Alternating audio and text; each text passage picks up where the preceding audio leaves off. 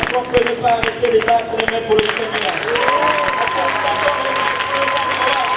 le soleil et la terre alors notre Dieu. Les arbres, les champs proclament la grandeur de notre Dieu. Les oiseaux, les arbres, combien de fois de béni à mort et combien de fois de miséricordieux. La lune proclame l'éclat de notre Dieu. Le soleil proclame combien de fois Dieu est fidèle. Est-ce qu'on peut continuer de battre les mains pour l'éternel des armées? Son nom c'est Jésus. Son nom c'est Jésus. Il est là pour la place de moi. Et vous m'appelez la main à cause du roi de moi.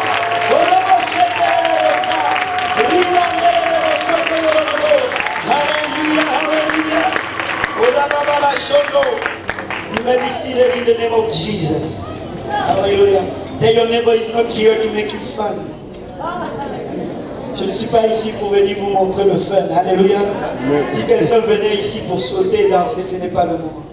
Parce que l'église a une mission. Amen. I want you to read sur l'écran et voir ce que ça veut dire. Alléluia. Ça veut dire, my greatest prayer these days. Ma plus grande prière aujourd'hui. Quand Pasteur Kaosi m'a dit hier que je devais prêcher aujourd'hui, je lui ai dit, mais pourquoi il me demande de prêcher aujourd'hui? Parce qu'on me donne juste 5 minutes, j'ai préparé un message de plus de 4 pages. Alléluia. Et j'aimerais venir dire ceci au peuple de Dieu. Il n'y a pas de plus beau peuple que vous. Amen. Il n'y en aura pas d'autre. Alléluia. Est-ce que quelqu'un est content d'être le plus beau peuple de Dieu? Il n'y a pas d'autre. Il n'y a pas d'autre. Il n'y a pas d'autre. Il n'y a pas le plus beau peuple que toi. Dis à ton voisin, je suis le plus beau. Alléluia. Parce que Dieu nous regarde pareillement. Amen.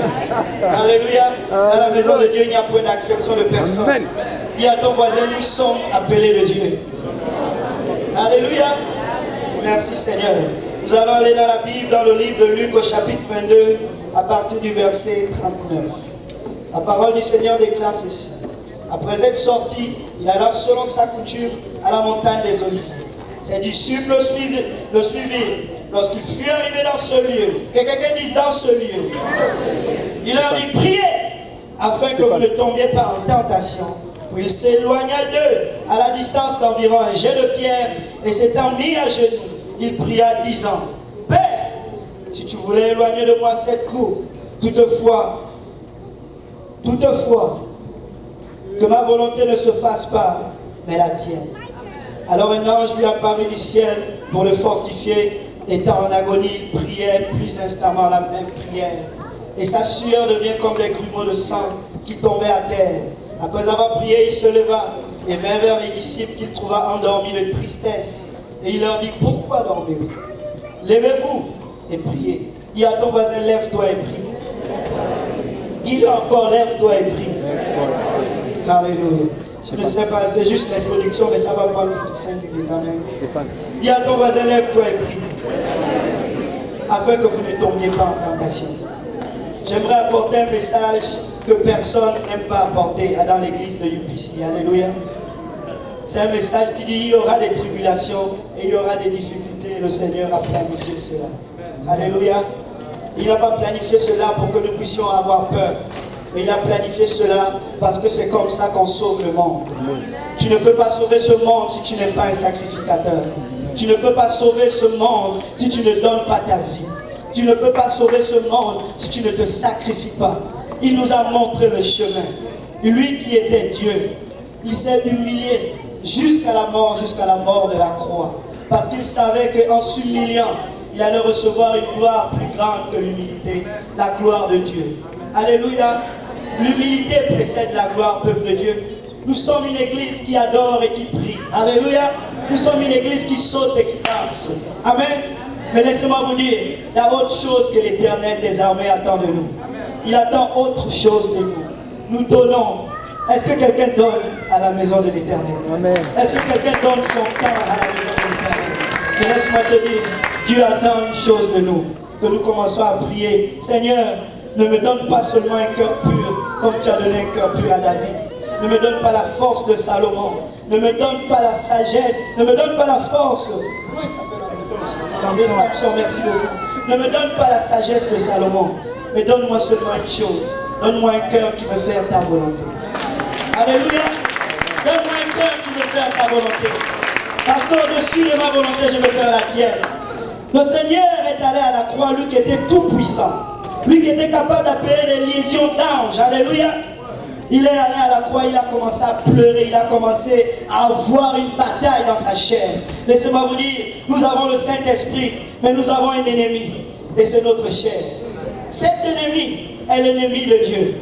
Et si nous voulons aller au ciel, nous devons soumettre cet ennemi sous la volonté de Dieu. Amen. Nous sommes dans un espace-temps que l'Éternel a ouvert pour nous donner la possibilité de mettre cet ennemi sous nos pieds.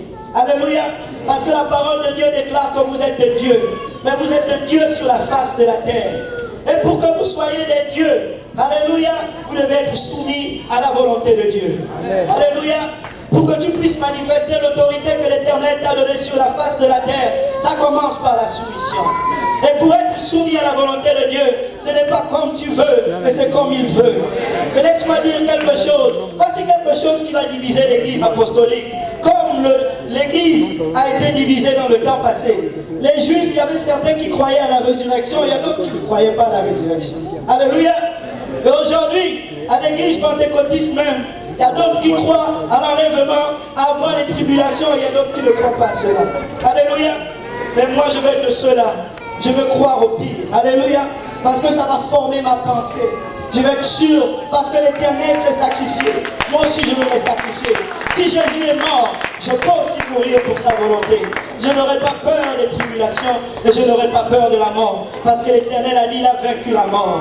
Et il te dit à toi aujourd'hui, si tu veux vivre pour lui, tu dois être capable de donner ta vie en sacrifice pour l'Éternel.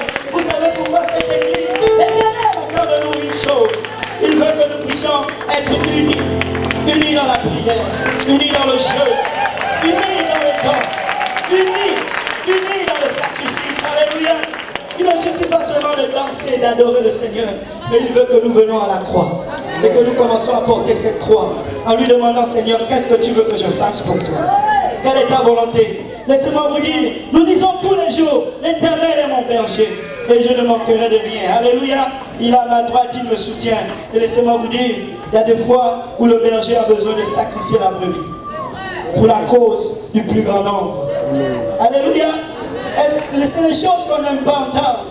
C'est les choses qu'on n'aime pas entendre. Mais laissez-moi vous dire, Pierre a été sacrifié pour la plus grande veuve. Paul a été sacrifié. Son appel était, il va souffrir beaucoup. Alléluia. Et toi, es-tu prêt à souffrir pour le Seigneur? Alléluia. Nous devons nous mettre cela dans nos pensées parce que c'est le chemin. Il nous a montré le chemin de la croix. Pourquoi? Il est Dieu. Pourquoi n'est-il juste pas venu et clapper les mains, faire des grands miracles et dire assez, c'est assez, je rentre à la maison. Suivez-moi. Mais il a dit à un moment donné, nous devons laisser notre vie pour que nous soyons capables de la retrouver au ciel. Il n'y a pas de plus de peuple que ceux qui vivent dans cette église. Je vois une multitude d'églises en ce lieu. Je vois une multitude de sacrificateurs en ce lieu. Mais quand il s'agit de venir à la réunion de prière, c'est une seule rangée de l'église qui vient prier. Où sont les autres? Où sont-ils? Est-ce qu'ils ont à cœur de se sacrifier pour l'Éternel? Alléluia. Dis à ton voisin, Alléluia. Je suis venu pour servir l'Éternel et je vais donner ma vie pour lui. Alléluia. Job était un sacrificateur. Abraham était un sacrificateur. Abraham, qu'est-ce que tu fais? Je vais adorer l'Éternel selon sa volonté. Je vais offrir mon fils en sacrifice, celui que j'aime. Je vais donner en d'autres termes ma volonté sur cette montagne parce que c'est ce que l'Éternel attend de moi. Il me l'a demandé, alléluia, et je veux le faire parce qu'il est Dieu, parce que je sais qu'il va le ressusciter. Pourquoi avons-nous peur de la mort? C'est parce que nous avons encore notre volonté à l'intérieur de nous. Nous sommes des dieux. Vous êtes des dieux pourquoi? Parce que vous avez le pouvoir de choisir. Alléluia. Et laissez-moi vous dire, un Dieu qui est un Dieu puissant, c'est celui qui se soumet à la volonté de son Dieu. Pour l'accomplissement de la volonté de Dieu au Québec, peuple de Dieu, il est temps de se lever. Dis à ton voisin, lève-toi avec moi. Est-ce qu'on peut se lever tous ensemble? Est-ce